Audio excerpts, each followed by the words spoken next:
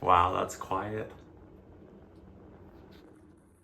Welcome guys. This might seem slightly off topic from my automotive channel, but hear me out. It's technically electric motor related.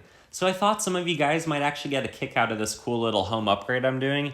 The Watt Wizard is coming out again today. Last time he came to professionally install a 240 volt in the garage for an EV charger, and this time it's to get rid of this old school, noisy, and inefficient bathroom fan, because he's going to replace it with a far more superior and modern Panasonic Whisper fan unit. The old fan does still work, but it's quite loud, and it's original to the house, and even though my house is only about 20 years old, and technically it was actually a custom house design, it still received a cheap and inefficient fan, which isn't uncommon these days, unfortunately, as a cost-saving measure, even in the more expensive houses, which is sad. And although this is our smaller bathroom, it actually gets the most shower use, and it can become quite humid, even to the point that the moisture starts to show up and run down the walls after a while. So this new Panasonic fan is going to move up to 110 cubic feet per minute, or CFMs as they're called, whereas the old one only moves a measly 50, so it should drastically help that issue. So for any of you guys curious about some of the more technical benefits or the other things the Panasonic Whisper offers, it's a modern ball-bearing direct current motor design. So essentially it uses less energy, and it's like a smart fan. It can self-regulate and decide based off of the static pressure how to circulate more air through the ducting. Versus the old one, that's basically an all-on or all-off low-torque single-speed motor.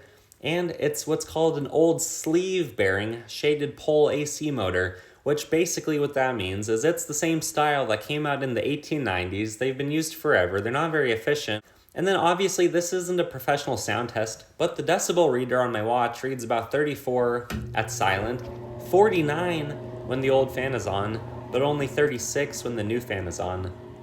You can also adjust the CFMs depending on your needs with this one and the ducting diameter that you have. So this one can range between 50 to 110, so it can essentially double the output of what the factory one that came with the house did. And then the Panasonic one comes with what they call a Flex Z bracket, which is just a fancy way of saying it's easy to install, it's straightforward, and it can cover up the ceiling hole quite well based off of what the previous pre-existing unit was. And definitely have a licensed electrician install it. I personally wouldn't want to try this myself. But then the LED light is also dimmable if you have it set up that way, but on its own it's very bright.